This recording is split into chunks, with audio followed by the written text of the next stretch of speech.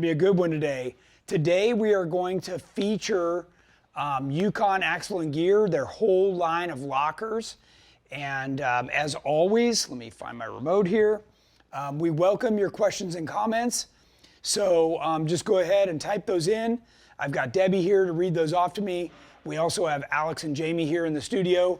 So got lots of helpers today to get us through this. We also remotely have a representative from Yukon who will be also commenting and replying to any questions that I can't answer if there are some specific details, maybe price, some other things, who's also on here with us. He just logged in. Okay, excellent. So welcome, and should be a lively show. Everybody likes to talk about tires, shocks, and lockers. So yeah, this will be a good one. If you like the tech talk, please share this with your friends. Lots of good information here. Don't just keep it all for yourself. Share it out to them. I'd appreciate that. Let everybody you know. We're looking to get more and more people on here. So, all right. Today's featured product is going to be Yukon, so we're going to skip right through that and head to Yukon Axle and Gear. So if you haven't heard of these guys, they've been around for several years. They make a wide variety of products. They are more price conscientious. They back it up with a warranty, and the availability is good. They're very serious about the Jeep market. They've actually got a fully decked out GenRight Jeep up there in Washington State where they're headquartered. And let's just get right to it. So today we're going to talk about kind of the anatomy of a locker. And this particular one happens to be an air actuated locker. Very similar to an ARB. And you know, quite frankly, whether it's an air actuated locker or an electric locker, quite frankly, they're all actuated very similar. It's just how you are able to lock the two axles together inside of a rear differential. Deb, do we have any questions before I get started? Not yet. Go ahead. All right. So here, I don't know how well you guys can see on the screen, but there's a tiny little hole right here, and there's a ring, which is this ring right here, that's got some seals in it that rides right over that hole, and that's actually what gets the air inside the locker. So that's spinning. This would be spinning all the time, and the ring would be stationary, and inside of that would be where the bearings ride. So you've got two big bearings that keep this all centered inside your differential. Then what they call the case, which is the main area. Inside the case are the spider gears. So there are 4 little gears that this is what lets the differential actuate. So as each axle goes, but when this spins, it helps to drive power to the axles while allowing you to go around a corner if you've never seen inside of one. I know there's tons of videos over on YouTube and Google and stuff, so you can check that out. Inside here is the piston cage.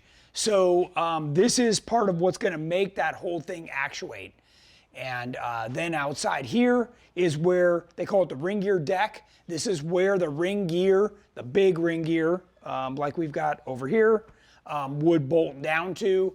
And then you've got your pinion gear that runs into that and helps to drive the whole unit. So flow those questions in. I'm ready for you. Okay. GenRight Dave, our ambassador, asked, how does factory Rubicon air lockers in TJs compare to an ARB? So, well, in a TJ, I thought everything from the factory was electric. So I'm not sure, but it is similar. The way that it actuates, you've still got spider gears, you've still got that, those components inside the gear case. So they're just smaller, right? So everything's smaller. So if you got a Dana 30, it's smaller. I mean, here's a tiny little unit, right? So here's a nice, compact locker, but they also make these kind of kits that you literally take out the spider gears and you make yourself, a lot of people refer to them as a quick locker. So you would take out these gears and you insert this thing. Now it's a low cost, temporary way to go, but what you really want to do is you want to really get yourself a whole new gear case, okay? Now, another popular way to go would be a spool. So you can see here, the ring gear literally bolts to this, and it's locked all the time. There's nothing to it. It's lightweight. This is used for all forms of racing, drag racing, circle track racing. The downside with this is it's going to make the tires chirp. If you go on the street, there's no give at all, and everything's going to be fighting each other. So the spool is a very reliable, it's 100% reliable, but it is very hard on everything, including the axle shaft. So something to think about. You've probably heard that term spool before, yeah. We have a few questions Sure. in the queue now. Dennis Sargent, one of our top fans. Hey, Dennis, yep. Is besides going off-road, what's a quick way to test if your air locker is engaged? Or engaging? So we got a couple of different ways. So again, I don't know what your vehicle setup is, but in mine, I've got an Atlas, so I have the ability to shift out front or rear, and I can literally just shift the front end, hit the gas, and see if both tires are pulling or not. Same in the rear, I can drop it to rear, light it up, see if both tires are spinning or not. So that's kind of been my way to do it. Now I've been to some Jeep events where they actually have you drive 2 tires on rollers. So if you don't have lockers, you're not going anywhere. Because a lot of people get out on these trails and they get stuck and they're clogging up hundreds of people because the one guy tried to get through going, no, I'm good enough to wheel without lockers. Well, that kind of ruins everybody else's trip. So they're getting smarter about that. But I mean, short of that, depending on where you live, you can find something wet or ice or, something to kind of, be able to check that out. So.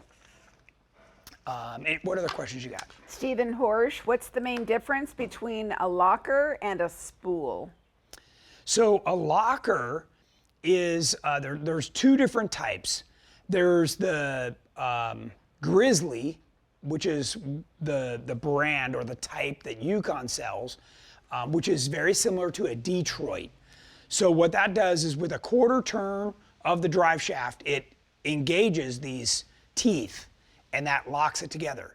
Now, when you let off the gas, they open up and it turns back into a differential. But as soon as you get on the gas, so going forward or reverse, it actuates these things in, okay? And that locks it up. And that's inside these things. It's kind of hard for me to show you. And we might have a slide. Let me see what we've got here. No, it just starts talking. We're going to talk about the different lockers here in a second. But so that's the type, right? Then if we go back here, every air or electric style locker is going to be like this, where there's something inside that's pushing these teeth in and locking up the 2 different sides of the axle, where on a spool, this is locked all the time. So even though you slip in 2 separate axles, this housing locks them together. And the other thing I can tell you is, Jordan has one of these in his race car, but I never liked them in mine. This breaks traction all the time when you're off-road. So the moment you turn a little bit, it forces one tire to slip. So it's a very interesting thing. Now, I can tell you, when you have an air or electric style locker, when you lock it, it turns it into a spool. Everything is locked together. So just to be clear, an air or otherwise type of locker is what's called a selectable locker, right? You press a button to turn it on, you press a button to turn it off. That is really good for certain types of conditions. If you drive on ice or you need an open differential because you do a lot of highway driving, that's a great option for you, is to have that selectable style. So hopefully that clears it up. But if not, rephrase the question and ask it again. What else you got? GenRight Dave added, the TJ and the LJ have little electric air pumps on the skid plate, and they switched to electric with the JK. Later on, okay, so there you go. Yeah, when you've got the smaller housings, like this one, and you can see the size difference just between these, but the components inside are much smaller. So, I guess we don't have one of my other lockers out here, but some of our lockers are giant. These are like Dana 44 and Dana 60, but lockers do come even bigger, and it just means that the components inside are smaller. So certainly on a factory, if they were air actuated, that meant everything inside was tiny. And what I can tell you about the factory lockers is you've got to turn those on way in advance of you needing them. So if you get in a situation where you're stuck and then you turn on the locker, then everything's going to have to like force itself together, and that's typically how they break.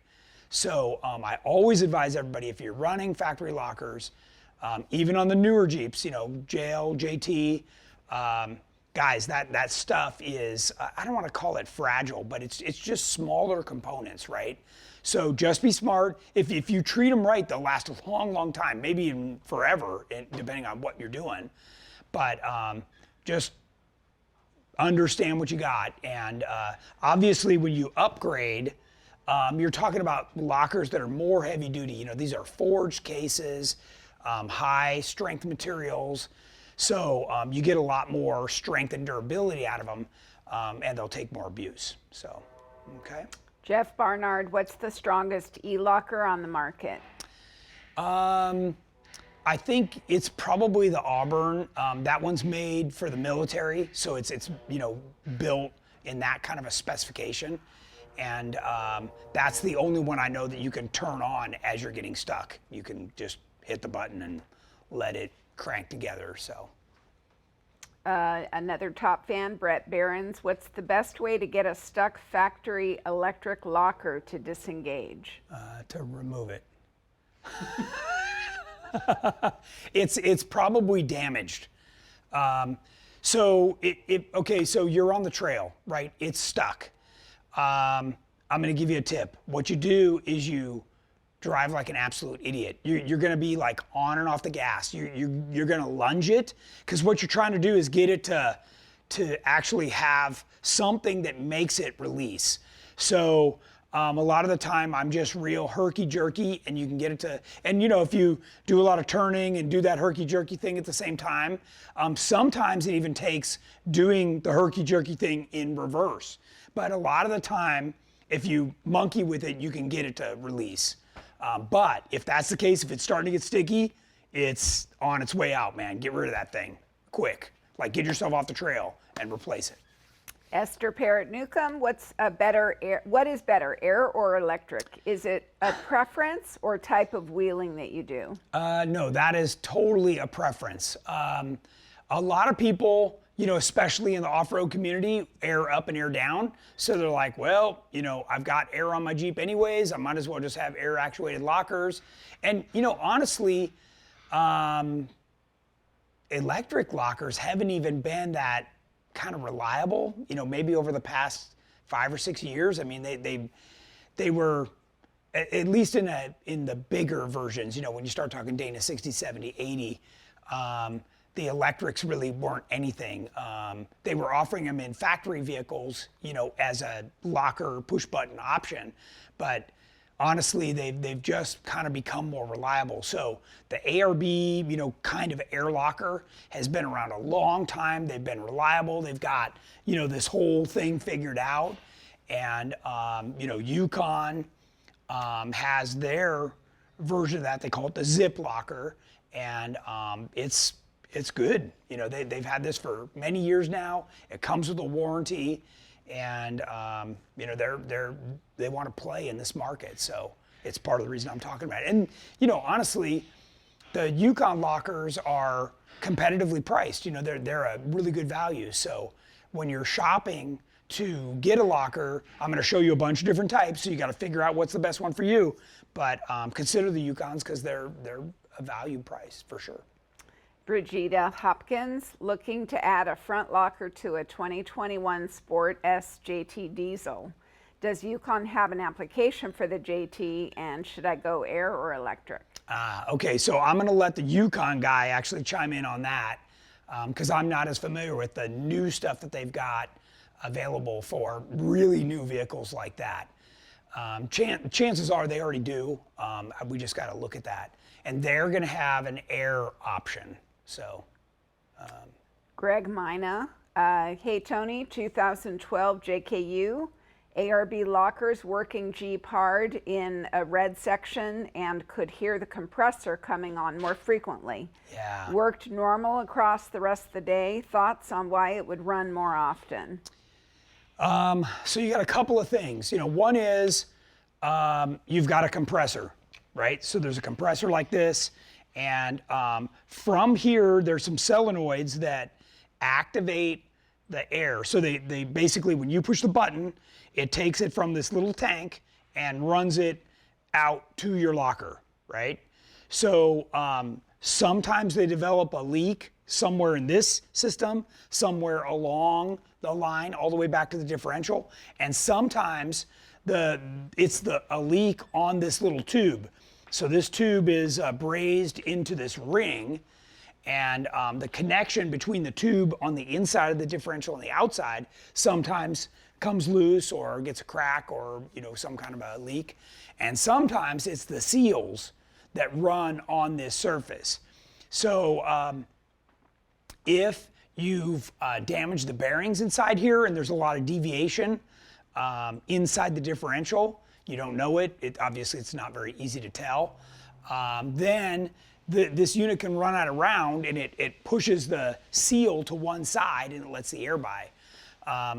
I do need to caution you, if you have a running compressor, you need to investigate what the issue is, because you can fill the differential cavity with air if it's leaking a lot, depending on what your air source is, and it'll pump the oil out of the differential. So you really need to identify what's going on and figure that out. A leaky line, easy to splice and fix, so you just need to be mindful of that, okay? GenRight Dave added, I run those Spartan Lunchbox Lockers on my Samurai, and they work pretty good. Yeah, they do. So it's look, if you're on a budget or you're time constrained, or you're building a bigger axle in the near future and you're just trying to do something temporary to go on a trip with your buddies, it's a great option. I forgot they call it the Lunchbox Locker. Yeah, you take all this stuff out and you slip it in. So it works good. But you're putting components inside a case that weren't designed for it. So it's really honestly a temporary solution.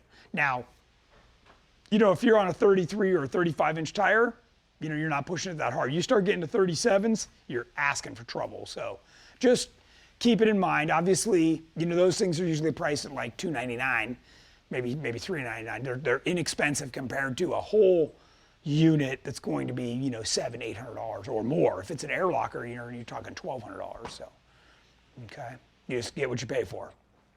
So. Jeremy Duper added, I love my Yukon Ziplockers, and even Tony noticed how well they worked on last year's Unlimited LJ adventure. Yeah, they really did work good. We were on Die Trying in Montrose, Colorado, and he was putting those things through the paces with 40-inch tires. He's got a V8 in there and just working it hard, and I was impressed. I was literally standing right there spotting him, and we were trying different things to get him up the obstacle. And this is one of those things where you're like hanging on the edge of a cliff. So when your lockers don't work properly, you slide over and slide off your line, and depending on where you are, that can be pretty dangerous. So you need working lockers for sure.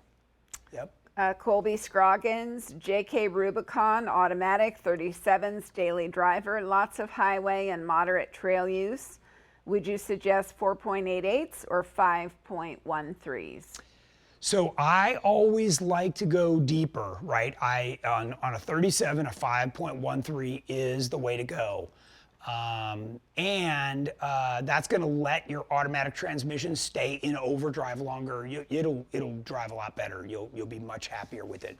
And quite frankly, it's going to bring that thing back to life. It's going to seem pretty spunky. So yeah, if you can do that, and then on a locker, if you do a lot of highway driving, you're going to want that selectable, air zip type locker, and you'll be a lot happier with that, long term. Yep. What else you got? I'm reading a question from Corey. I think it might have a typo in there. Will having thick cut gears wear out lockers quicker? No. In fact, some people believe that the thick gears help to reinforce this whole thing. So when the gear gets bolted to this, and by the way, I'll grab one. So that's a very thick gear, right? So this adds, gears are tough. These are made out of a very good material, and having a thick gear really helps to reinforce this mounting area. And that's, held on with a whole bunch of bolts on the backside that you can see made up with this. And that really helps the unit stay together. So no, thick cut gears definitely do not hurt. Now, I can tell you this, some axles don't take thick cut gears, so depending on, I don't know what kind of axle he's got, but depending on the kind of axle, you don't get that option. You just get one size or one thickness. And I know I've got a lot of information on the GenRight website about the Yukon Lockers. So you can just go to the search box, type in Yukon, you can go to Yukon's website, but each locker, will say, hey, this is for a non-Rubicon case, right? So if you've got a 44 or if you've got a 30, it'll give you all the details. And they offer a lot of these with increased spline counts on them. So you can get a Dana 30 with a 27, like factory style splines, or you can get a Dana 30 with a 30 spline upgraded. So if you're running upgraded aftermarket axles, then you can go that route. So Yukon makes axles, RCV, a lot of these companies that you're familiar with all make upgraded chromoly axles. So you can get a locker to go with that, to kind of beef everything up. So those are all great options and good questions. There's a lot more information, and I'm sure the Yukon guy is on there typing like crazy. He is, yeah. He's addressed a few of these questions. Good. He's doing great. Good. Chuck Williams, what are your thoughts on the cable actuated selectable by Ox? Yeah, when that first came out, what was that? That was, I think I saw that in like somewhere around 2000, 2002. I thought it was a pretty good idea. Then I saw the cable getting caught up in all kinds of stuff as the suspension went up and down. And then I saw a little kit where you could eliminate the cable and you just had a bolt on the bracket and you like tightened the bolt and locked it in and left it that way. So, because when you get on something like the Rubicon, you don't really turn off your locker that often. You just leave it on and wheel the trail, So, I don't know. At first, it seemed like a good option. People were leery of the air actuated, So, again, it's a selectable locker, right? So you get to choose whether it's on or off. It's just a matter of whether you could route that cable all the way up into the driver compartment in a way where you weren't kinking it or smashing it somehow with the suspension travel. So I never heard of one fail. They seemed to work okay. It was just a matter of, somebody being able to. I just saw a few and then I never saw them again. So I don't even know if they're still out there. Michael Pacinda said he tuned in a little bit late. Have you discussed the benefits to the Lunchbox Locker? Yeah, so we have, and thanks for joining us, by the way. Today we're talking about all kinds of, carrier options, right? Everything from a spool, all the way to a lunchbox. So the Lunchbox Locker is an inexpensive way, and I consider it to be a temporary way to get yourself a locker, right? So you can get through a trip or go wheeling with your buddies. It should not be a permanent solution. It should be, when you're building a bigger axle and you're just trying to get this one by, So just think about that. And typically if you've got smaller tires, 33s, 35s, you know, a Lunchbox Locker is going to operate pretty good. But when you get up into a 37, like no way. And I don't know if Yukon's chiming in, but I'm sure they would probably agree with me on that you know, use of the Lunchbox. So just keep that in mind. It is a quick solution, inexpensive, but you get what you pay for. So, you know, if you could put a Lunchbox in for a third or less of the price, you know, than a real full carrier, you know, you're going to get what you pay for. So, okay, go ahead. Jeremy Duper, what are the benefits of the Yukon hardcore locking hubs? So that's a pretty cool device because, and as you get more advanced in your off-roading, you're going to want locking hubs. The Yukon one is a quarter turn, and I'm running them on Terremoto. It's a quarter turn lock or unlock, and if anything should fail, they fail to lock. So, you know, I don't know about you, but when you're off-road and something goes sideways, you need to be able to get out of there. And in a lot of other cases, when something fails, you know, now you're trying to drive around in 3-wheel drive or less, and you just don't want that. So it's a great product, easy to install too. Our Yukon rep also added 6-year warranty with the 2-year $2,000 collateral damage warranty. Oh, so there you go. I think it even says that on our website. I remember seeing that, so that's pretty cool. So the other locker that we haven't talked about is what some people call a posi, right? So this has some springs and clutches inside, and what this does is it lets one wheel spin, and as it develops heat and friction, it starts to grab the other wheel and give you both wheels spinning. If you're towing, if you're doing some of those kinds of things, this is a great option for that. Now, if you're a serious wheeler, you need a hard locker, what people describe as a hard locker.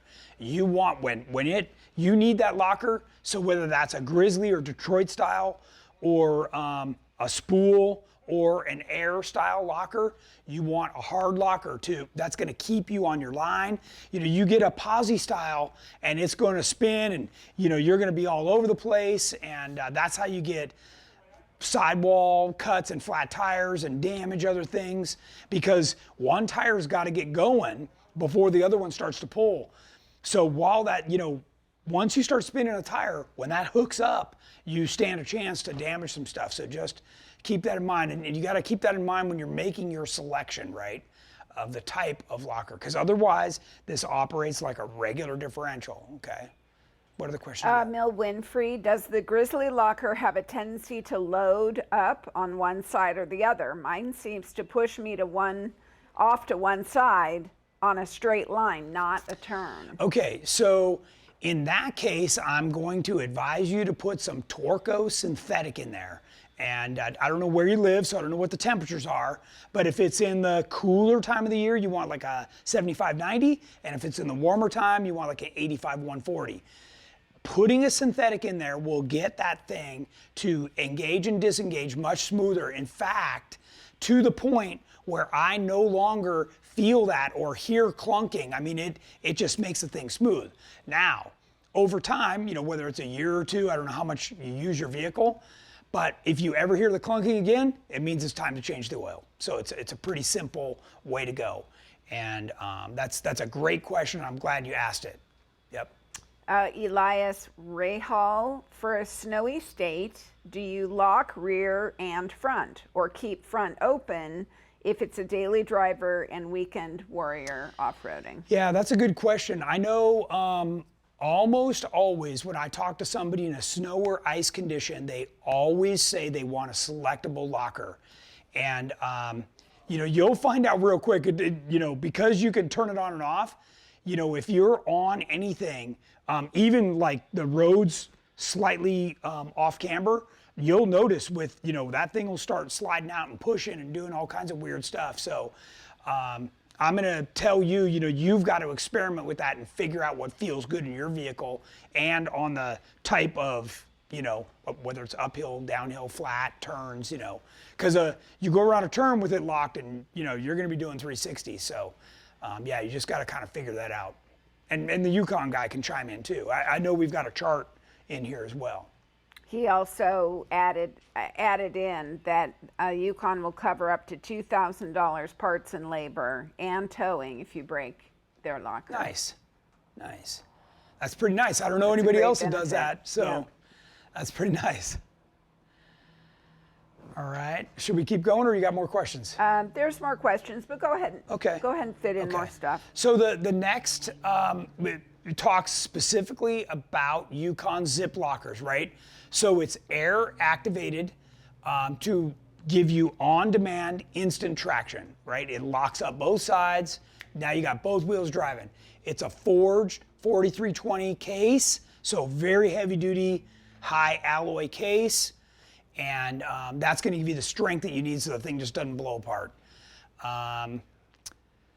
It'll work with a variety of air delivery systems. So some people say, well, can I run it from my power tank, or can I run it from my ARB compressor, or can I run it from my York compressor, or, you know, the Yukon compressor, right? So it just needs pressure and the ability to turn it on and off, and it'll work from a number of sources. Assembled in USA, very nice.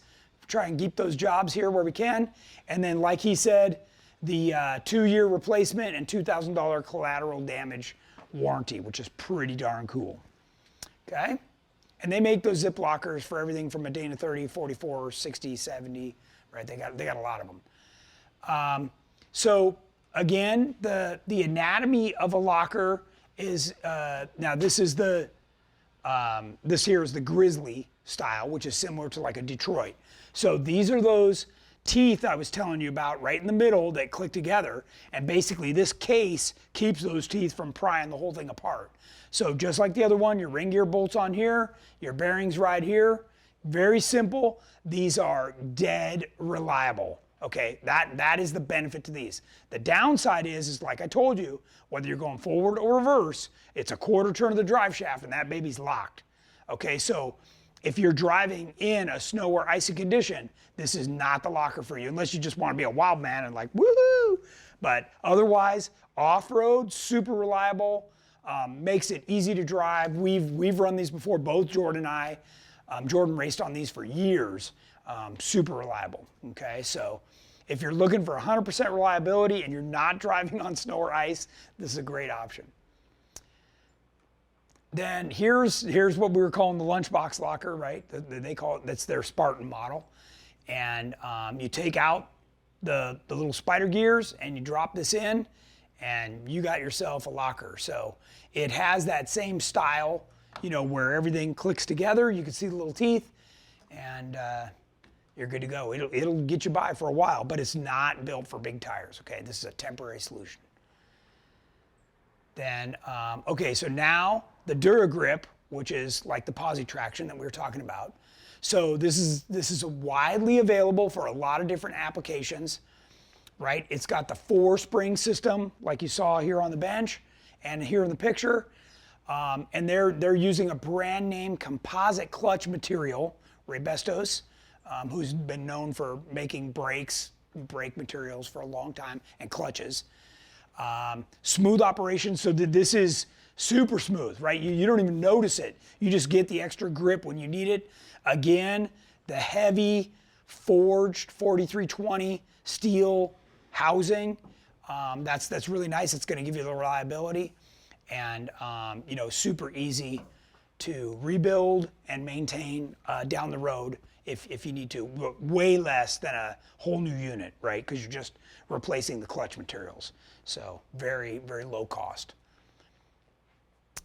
Next is the Grizzly Style, right? So this has even tougher construction, right? Again, also the 1-year replacement and $2,000 collateral damage warranty. Super high strength housing, and very popular for off-road applications, right? So you can look on their website and find out if it fits in yours.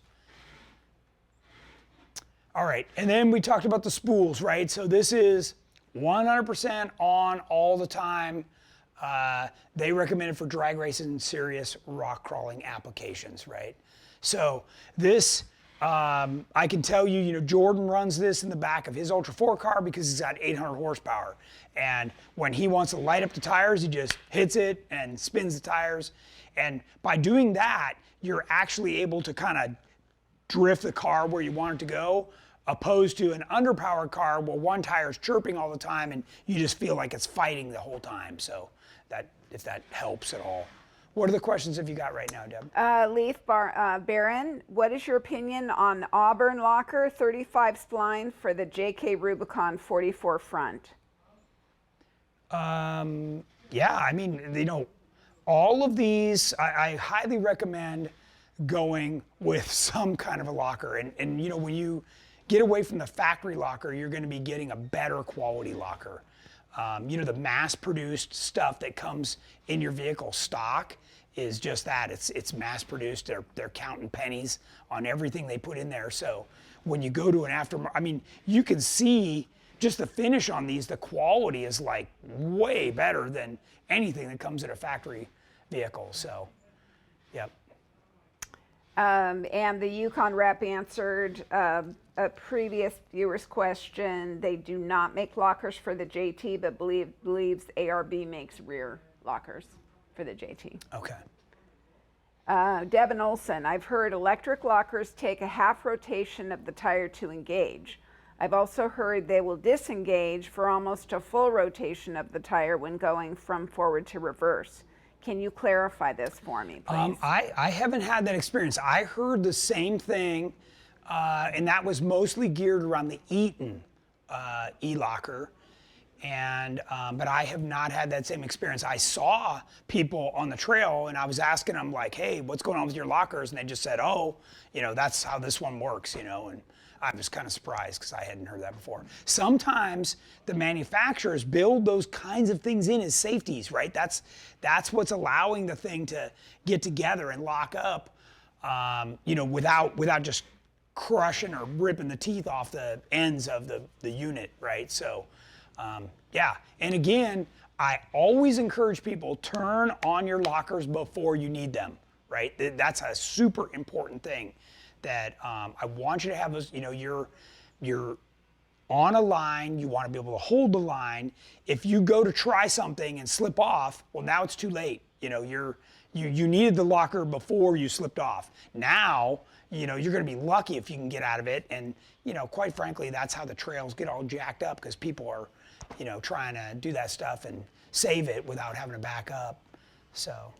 Timothy Leva, what should I use on my 91 Wrangler 4-cylinder? Well, you can use anything because you're going to be safe not to break anything. Yeah, it's kind of up to you. I don't know what kind of driving you do, but certainly the Lunchbox style will get you by.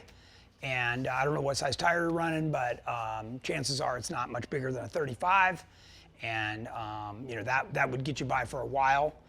But again, keep in mind, the moment you put a locker in, you are asking the axle shafts to do a lot more work. Okay, so if you're talking about, that's got a Dana 35 in it, okay? So I guarantee you, if you put a Lunchbox locker in there, the first time you go out, you're going to break a shaft, okay? Because the shafts just aren't made for that kind of torsional resistance. And by the way, those are C-clip axles. So the moment the shaft breaks, that's the one that the axle starts to walk out, and you see people with grease and a high lift jack trying to hold it in. So don't be that guy. So just, you want to upgrade before that happens to you. And by the way, your Dana 35 is perfectly saleable to some other person that needs one and bolt it in, and that'll give you the chance to upgrade to a 44 or a 9-inch or something else. So. Elias Ray Hall, Tony, do you like Eaton lockers for snowy state, lock the rear and keep the front open? Yeah, I like any of them, right? So whether it's the Yukon, the Auburn, the Eaton, the ARB, right?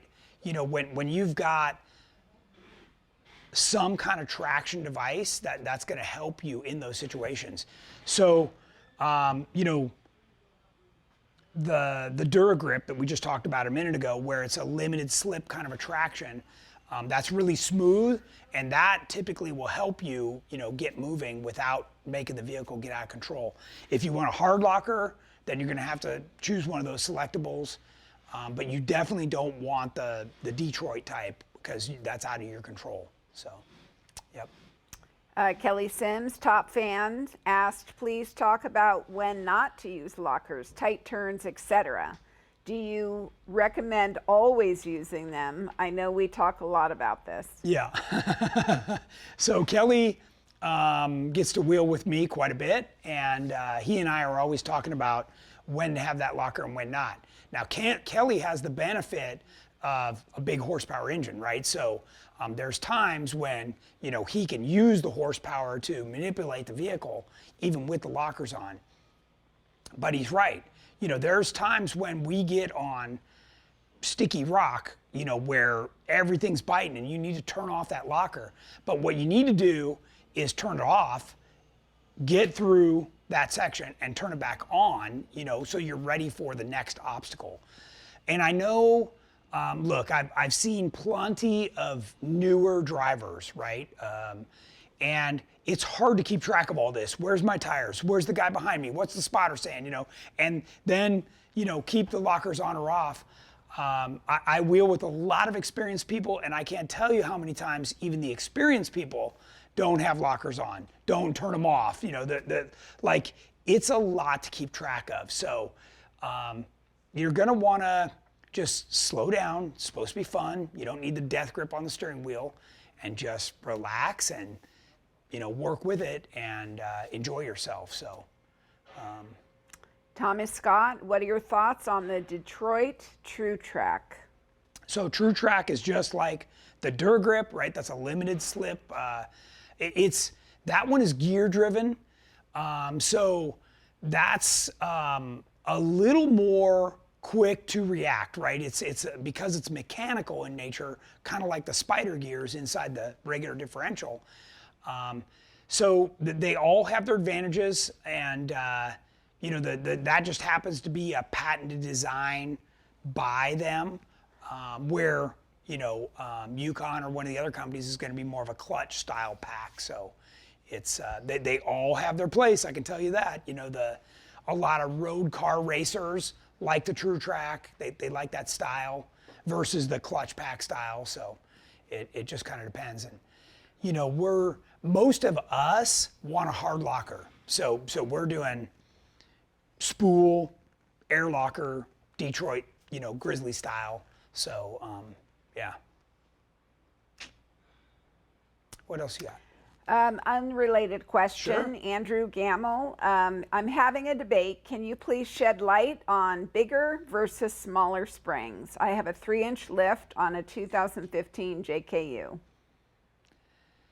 Bigger versus smaller. So I think he's probably talking in terms of lift, right? So you want the lowest center of gravity, depending on the kind of driving you're doing. Now, if you tell me, no, Tony, I'm going to race King of the Hammers, then you've got to have a certain amount of up travel versus down travel. But if you're rock crawling, then a lot of people set them up very low and let the droop find the ground.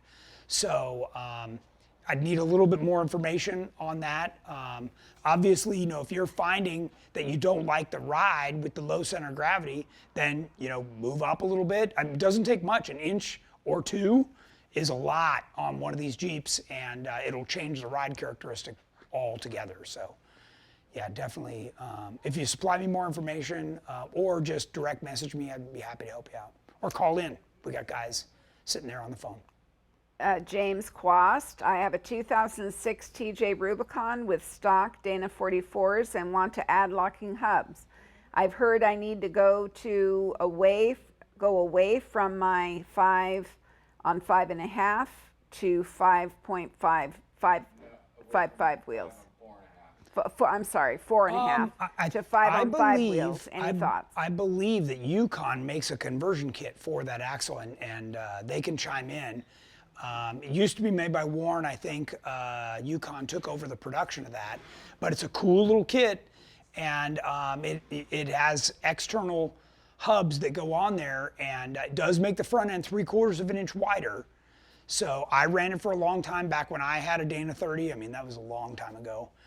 But it's a great way to get locking hubs, and I highly recommend it. So it's not cheap. It's, I don't know, $1,500, you know, but it's a cool way to do it. Certainly if you can't afford a Dana 60. So. Frank Schicitano, I think I pronounced that right. You run Curry. Why do you suggest non-synthetic? Do you run synthetic? Yes, no. I run synthetic. I think Curry says non-synthetic, but I have always run synthetic. You know, unless Curry wants to start paying for all my bearings and gears and everything, then no, I'm gonna run synthetic. I want my stuff to last as long as it can. And like I said, I've had really good luck with the synthetic letting my lockers actuate and release really well. So I highly recommend synthetic. Yep. So what else you got? I'm just following. I know. There's follow-up comments. By the way, I don't know if you saw the episode when we had the Torco guy here in regards to gear oil specifically, but they make a full synthetic gear oil and they make a mineral base oil as well. So, or what they would call it, like a semi-synthetic. So there's lots of options, and we sell all that stuff. You can go on our website, type in Torco, check it out. Or gear oil, it'll pull it up, or you can go over to Torco's website and learn more about that. But you should definitely, like, I'm a believer in synthetics, like everywhere. Tranny, engine, axles, grease, everything. So you won't find me running anything else. Stephen Williams, I know when we build engines, we break them in using conventional oil. Yes. Synthetic is too slick for things to seat correctly. Yes. This could be the same thought process, just guessing. So yes, okay, so that's a great point. So when we have a brand new axle, or if you were gonna put, you know, a new gear set in yours, right, you got brand new gears, new bearings, new everything, including some things that are made for like checking the pattern of the gears. So what we do is we just put in cheap, like, you know, 90 weight regular gear oil in the diff, run it for 500 miles, then we switch to synthetic. So yes, thank you for clarifying that. Yep. Michael Laughlin, if and when my factory TJ air lockers fail, will the factory air pumps run an ARB or Ziplocker? That's a good question. I don't know that it is enough, but oh, they did. Did he? The factory Is not enough. Yeah, and honestly, I didn't check the price on this one. It's probably not that much. It's, you know, ARB has a little tiny one like that too. This is pretty nice. I just set it down and it's like all rubber mounted and everything. But yeah, I would, so think about this. Your TJ is what, a 2000? So it's 20 years old, right? That time to replace that air pump. I wouldn't, anything that's 20 years old, every belt, hose, air pump, like I'd be replacing it all, so. Right, James? Kevin Cavallo. Kevin Cavallo, if you're on a long trail like the Rubicon, would you run the locker the whole way through? Sometimes you get on a line where you all of a sudden could use traction. Yeah, so you got a couple of options, right? You could, and I've learned this just out of experience, right? When you go to get up on something and you can feel it slipping off, you do have a decision you can make where you could back up and reposition, right? Or you can click on the lockers and pin it to win it and hope for the best, you know? So I don't recommend that on the Rubicon. I've seen that bite many, many people because you're fully loaded, right? You're on a long trip, you're hours and hours away even from a phone. So yeah, I'm those kind of people, they don't get to wheel with me. So, because they're gonna break. And even the people who are really well prepared and smart and know what to do and not to do, we still have pitman arms break and sector shafts rip off and, you know, steering boxes coming off the frame. I mean, you're subjecting your vehicle to a tremendous amount of abuse. So back to when do you turn on and off the locker? Well, if it's hard to steer, you probably need to turn it off, right? And let things relax, do what you need to do, and then you can click the locker back on. There's certainly no reason, if it's a perfectly straight section, but if you want to climb a rock with one front tire, you're gonna need the locker, okay? Otherwise, you're gonna be pushing into this thing. You're just beating the daylights out of the suspension and the steering and everything because the wheel is not pulling. So just think about the mechanics of what's going on. You bought a four-wheel drive, you put lockers in it, use them, okay? Yeah, I would tell Jamie and Jordan the same thing. If they didn't have their lockers on, I'd be like, hello, what are you doing? Frank Schicitano, I heard you mention different weights. Living and wheeling in California, do you align with Curry on 85 140 or do you run 75/90? So in the winter time, now I'm talking about like when we're going out to the hammers and it's cold, where we're waking up in the morning and it's 28 degrees, I'm gonna run the 90 weight. Once it starts to get reasonable where it's only down to maybe 50 at night and 80, 90 in the day, yeah, I'm on the 140 big time. So. Dan, and, we're only talking about a couple of quarts. It's not like it breaks the bank. So, Dan with Alien Fab 4x4, do you have anything in stock in lockers for a Dana 60, 5, 38 gears, and same for 14 bolts? I can't find them anywhere. Oh boy, I don't know. Welcome to COVID. I know I have used, but. The Yukon guy should be able to chime in too, because he knows what their inventory is. But if he's really stuck, I know I've got used stuff. So, what else you got? Michael Laughlin, Yukon guys, I have, but haven't installed them yet. The TJ Hub conversion kit. Is there any strength issues staying with the 5 on 4.5 versus converting to the 5 on 5.5 kit? Typically, no. I think when they did that kit, they were trying to make it so you didn't have to buy wheels, right? So it was, they were just trying to make it so you could go to it. And, the hub is smaller, right? But the hub is the fuse. So if something's gonna break, they want that hub to break before the axle shafts or the ring and pinion or the locker. And I drove mine for several years on the Rubicon, Johnson Valley. Now, I wasn't a throttle jockey. I respected the fact that I was still on a Dana 30 or a Dana 44 and, was able to make it live. And I sold that to somebody else who's still using it. So, I think it's fine. Tasha Smith, I have a 2015 JKU Rubicon stock height, and I want to upgrade my tires to 35-inch. Will my stock lockers handle that?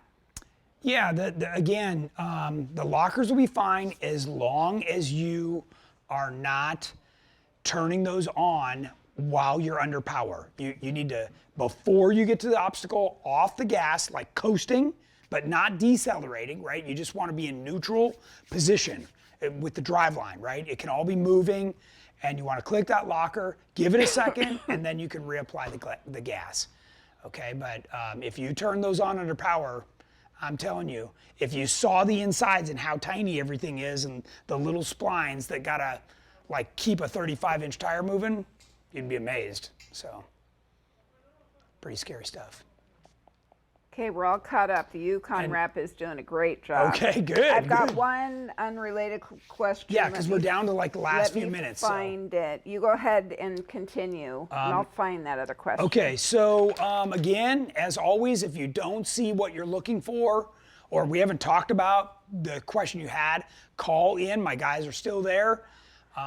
They're happy to answer any questions. Everybody's a Jeep guy here at GenRight, so everybody you're talking to drives a Jeep, wheels, they're into it.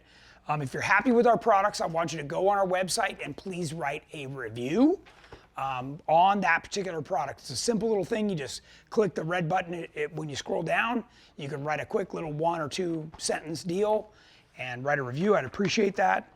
If you like watching videos, get yourself over to our YouTube channel. We have all of the previous Tech Talks over there on our YouTube channel, plus, 15 years of cool wheeling videos, so plenty to look at over there. And since we're not quite done, I'm going to give you guys a teaser that the next Tech Talk will be reviewing Jamie's rebuilt Growler 2.0. So that's been highly anticipated, and we've just had too full of a schedule to get to it, but he drove it out at Easter Jeep Safari, and we are ready to do a full walk around on the next show, and he'll be here to answer all your questions and open the hood and let you check it out. So very excited about that. What else you got? Matt Bell, he has a 2016 Rubicon. What are your recommendations for differential fluid and servicing intervals? He wheels every other weekend. Okay. So I would for sure do once a year. And if you're in the water at all, like if you're going through river crossings, as a habit, I replace it as soon as I get home, because water has its way of finding its way in there, past everything. By the way, let me give you a little tip. So when you're zipping along, right, and your vehicle is warmed up, right? Like if you touch even the axle diff cover, it's going to be warm to the touch. Well, the moment you hit an ice cold river, what it does is it sucks in, right? As it cools rapidly, it draws a vacuum. So if there's water next to any seal, vent, anything, it's gonna suck water in.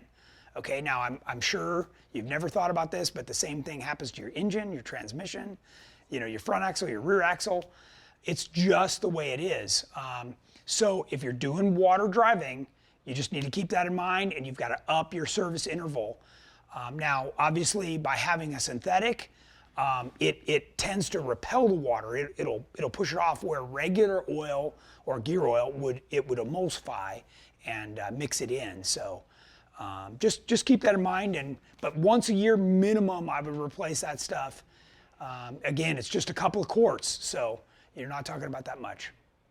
I have two gear ratio questions. Okay. Liz Nicole, my 2002 TJ is on a 4-inch lift, and I want to upgrade to 37s. What gear ratio would you recommend? Yeah, you could do 488 or 513. I would recommend 513.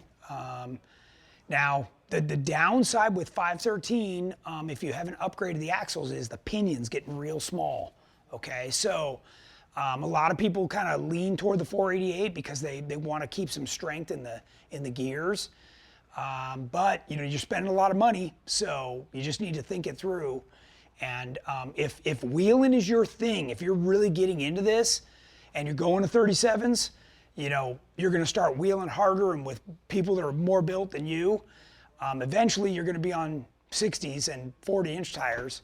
So just keep that in mind, before you throw a ton of money at something, start to weigh the options. And you can call my guys and talk to them. They'll be happy to, give you a little guidance on that too. And the second is Mill Winfrey again. How about gearing in a 2008 JKU? We're on 35s and want to maybe go to 37s. What ratio would you recommend? So 35s are a 456 for sure. That brings it back to stock. Once you start moving up, then you're back in that 488, 513 range. So yeah, great questions. And Yukon has all those gear ratios, and they'll fit right on your existing carriers. So you will need to get a bearing install kit or have a qualified shop do it. Changing the gears is not exactly easy. It's not rocket science, but it's not easy. So there's plenty of people around the country that do gear installs. So I'm sure Yukon could recommend somebody near you, or if you're in our area, we know a lot of the folks, and you can call in and talk to one of my guys. Okay. Okay, there's a couple more, but you can address those offline. Okay. All right, well, thanks everybody for watching. We always appreciate it. I'm grateful to have you check out the show. I hope this was a good, helpful show, and we look forward to seeing you next Tuesday.